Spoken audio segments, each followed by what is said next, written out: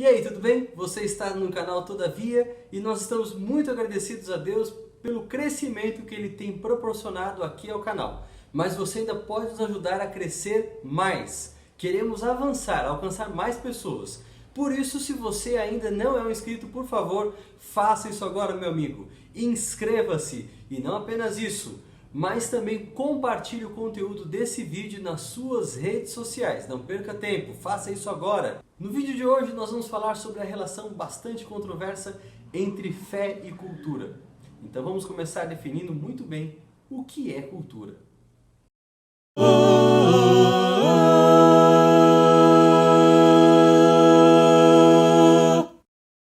Falar de cultura é sempre desafiador porque o termo é muito amplo. A raiz latina da palavra cultura é colere, que pode significar qualquer coisa, desde cultivar e habitar, a adorar e proteger. De um modo geral, podemos dizer que a cultura significa a língua, a tradição, a história, a maneira de viver de um povo.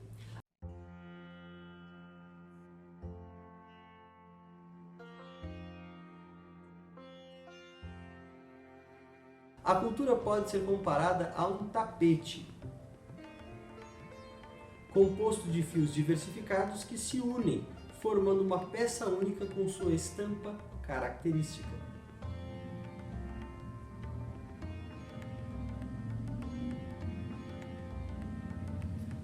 Claro que a cultura também pode ser comparada a um corpo vivo em constante transformação. E geralmente essas mudanças no pensamento humano marcam grandes épocas que influenciam todas as culturas que estão ali inseridas. Exemplos dessas épocas são a modernidade e a própria pós-modernidade, período no qual estamos vivendo. É antigo o debate sobre como o cristão deve interagir com a cultura na qual ele está inserido.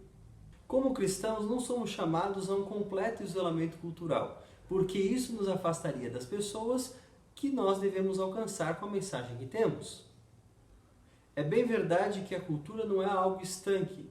Ela serve como um roteiro para ser seguido ou modificado. Culturas podem ser modificadas. Não são elas que determinam o que nós somos, mas o conjunto de ações humanas e interações é que determina o rumo que uma determinada cultura terá. Por outro lado, há o risco de se manter com a cultura dominante um tipo de interação que caracterize o sincretismo. Basicamente, o sincretismo seria a fusão de duas cosmovisões diferentes. Se você misturar o cristianismo com qualquer outra cultura, pronto, teremos uma manifestação de sincretismo.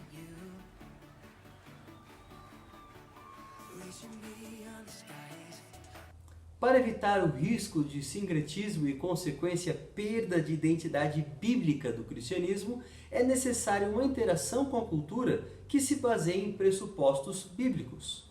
Para tanto, é necessário equilibrar dois pontos. O primeiro deles é que esse mundo foi criado por Deus. Deus estabeleceu Adão e Eva para que eles interagissem com a criação e para que eles exercessem o domínio sobre os seres criados. À medida que Adão cultivava o solo, dava nome aos animais e passeava pelo jardim, ele criava uma cultura. Deus, portanto, nos criou para estabelecermos uma cultura que tivesse ligação completa com Ele. Por outro lado, o pecado separou o coração do homem do seu Criador. E a partir daí, as decisões e caminhos que o homem tomou constituem a formação de uma cultura contrária à vontade de Deus. Hoje se pode dizer, portanto, que a cultura humana, em muitos aspectos, se encontra dividida, porque no ser humano ainda há resquícios da imagem do seu Criador. Entretanto, também há a mancha do pecado. Para avaliar aspectos negativos e positivos de cada manifestação cultural, é necessário compará-la com aquilo que a palavra de Deus diz. Para um exemplo prático de como o cristão deve interagir com a cultura, vamos recorrer a um capítulo da Bíblia. Em Hebreus capítulo 11, nós temos aquilo que se convencionou chamar de a galeria da fé, ou seja, uma exposição de personagens bíblicas que manifestaram a sua fidelidade a Deus em diversos momentos da história do grande conflito. Sem dúvida alguma, quem recebe destaque entre tantas pessoas que aparecem no capítulo é Abraão. A Bíblia gasta mais tempo falando de Abraão em Hebreus 11 do que de qualquer outra pessoa mencionada. A primeira vez que Abraão é mencionado é em Hebreus 11, de 8 a 10. O texto nos informa que Abraão ouviu o chamado, embora não soubesse para onde estava indo. Ur era a maior cidade da região na época. Embora céticos duvidassem de sua existência, ela foi finalmente descoberta pelo arqueólogo Leonard Woolley e sua equipe em 1922, durante escavações em um local denominado Tel El Makaya. Ao sair de Ur, Abraão não dava as costas apenas àquela cidade, mas toda a sua cultura. Os arqueólogos informam que Ur era extremamente desenvolvida. A antiga cidade sumeriana desenvolveu comércio com lugares remotos, sendo que recebia ornamentos feitos com joias semi-preciosas vindas da Índia. As crianças estudavam matemática avançada na escola. Há também fortes indícios de que se praticavam sacrifícios humanos em Ur.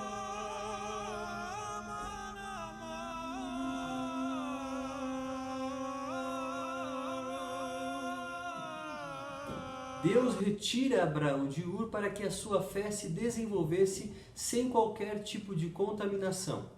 Deus queria que a experiência de Abraão fosse norteada não por aquilo que ele havia recebido como patrimônio cultural, mas a partir de uma caminhada de fé com o próprio Deus. Miroslav Volf diz: a relação entre fé e cultura é também complexa, para que a fé se mantenha em oposição a alguns elementos da cultura e esteja separada de outros. Em alguns aspectos, fé é idêntica aos elementos da cultura, ou simplesmente existe compatibilidade entre eles. Em outros casos, o antagonismo é acirrado. O que define a aceitação ou rejeição de aspectos culturais é o centro da própria fé, por sua relação com Cristo, a divina palavra, o qual merece a nossa obediência integral.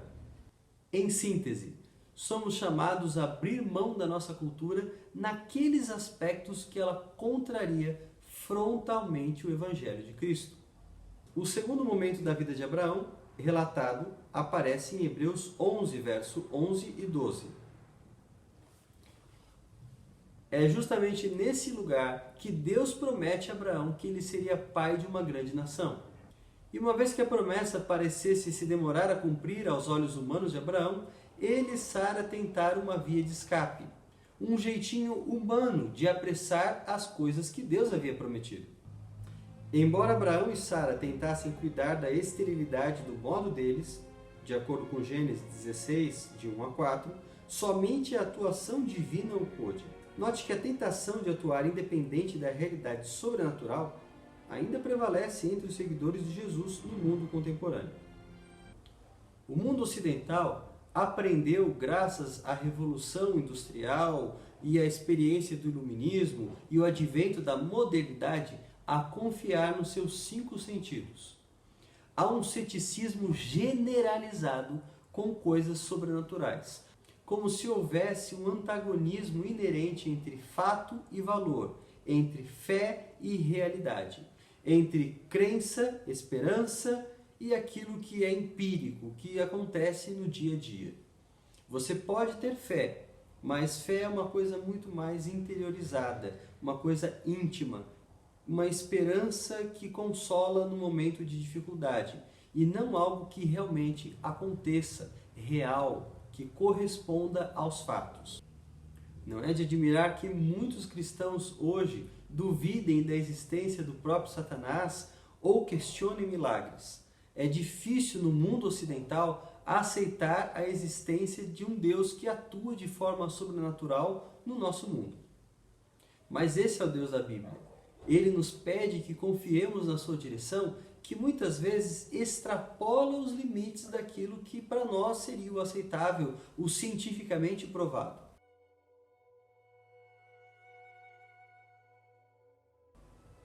A última menção a Abraão aparece nos versos 17 a 19 do capítulo 11 de Hebreus. A maior exigência feita ao idoso patriarca exigia o sacrifício do seu herdeiro Isaque, o filho que nascera como cumprimento da promessa divina e sob circunstâncias sobrenaturais. Aqui nós temos o aspecto sacrificial da fé. Abraão estava disposto a sacrificar tudo em nome da obediência que ele devia prestar a Deus. E essa obediência não era cega ou muito menos isenta de confiança. Abraão tinha um compromisso com Deus e ele confiava em Deus. Tanto que em Gênesis 22, no verso 5, quando ele diz aos seus servos que subiria sozinho com o filho, ele diz que ambos tornariam. Os especialistas afirmam que a expressão usada por Abraão traz implicitamente a sua crença no fato de que Deus, caso o sacrifício de Isaque se confirmasse, seria capaz de trazer o seu filho de volta à vida. Abraão cria na ressurreição. Ele estava indo para sacrificar sim o seu filho, porque Deus, o Deus em quem ele confiava, tinha até mesmo o poder de fazê-lo voltar à vida.